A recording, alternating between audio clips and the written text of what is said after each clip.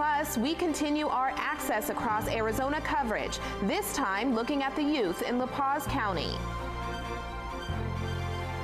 Cronkite News starts now. Closer look at youth. One program in La Paz County is helping to get kids off the streets and creating a safer community. Welcome back. A new federal grant is helping young people stay away from drug use in western Arizona. Cronkite News reporter Darby Fitzgerald traveled to La Paz County to see how the new funds are helping build safer communities. She joins us now from the town of Parker. Darby? The Colorado River attracts thousands of recreational enthusiasts every year, but that transient lifestyle can have a negative effect for the youth that live here year-round. A lot of kids turn to drugs because of their family problems or whatever it is, but they turn to drugs, and a lot of them get stuck in that lifestyle. Hortensia Yazzie knows firsthand how the alcohol and drug abuse cycle starts. She's a graduate of a program called PAACE, Parker Area Alliance for Community Empowerment. Their mission? Promote a drug-free, violence-free community to the youth in the area. It's more about, I think, making good life choices so they can be successful in life, and of course, not using drugs and avoiding those pitfalls. Recently, PACE has been awarded the White House's 5-year drug-free community grant. This provides funding to coalitions working to prevent youth substance abuse. And the most popular substances can be found in many homes. Alcohol and prescription drug abuse.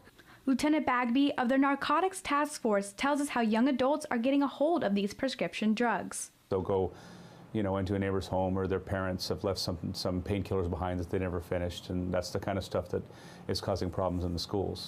He believes the PACE program is a successful and a positive environment for kids. They're there every day. It's a center for the kids to go. It keeps them off the streets. It keeps them doing something. It keeps them busy, but it also keeps adults kind of in tune with what kids are doing and what maybe the trends are. And while the adults are helping the kids at PACE, they also help law enforcement by keeping them informed on any drug activity in Parker. For those wanting to avoid falling into the drug abuse cycle, PACE is a safe haven. They can connect here without the pressure of school or pressure of work. Even if you're working here, you don't feel like you're pressured or anything. You just feel it's like a community. Yazzie is now a parent herself and has turned her life around. Her children are in PACE to learn the lessons she wishes she'd taken more to heart. It made me aware. I mean, I knew, when I was doing wrong, I knew what it was. I knew I wasn't supposed to be doing it, but, I still did it. And I think that players, and the PACE program played a big role in that. And I'm here with Melissa Wright from PACE. Melissa, why did you decide to apply for the grant? We really needed to take this to the next level. Our coalition has grown so much over this past few years that this was the next step that we needed to really boost our coalition. And how competitive is applying for this grant? It is very competitive. It's a national grant, federal grant. So there were many other coalitions that applied throughout the nation. So we were competing against New York City, Chicago, LA, hundreds and hundreds of other grants were applying, or coalitions were applying for this. All right, and so with this new funding, what are you going to do? What are the plans for the future?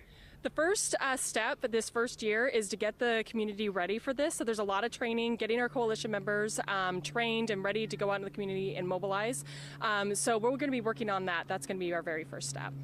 Thanks so much for joining us today, Melissa. Live in Parker, Arizona, I'm Darby Fitzgerald, Cronkite News.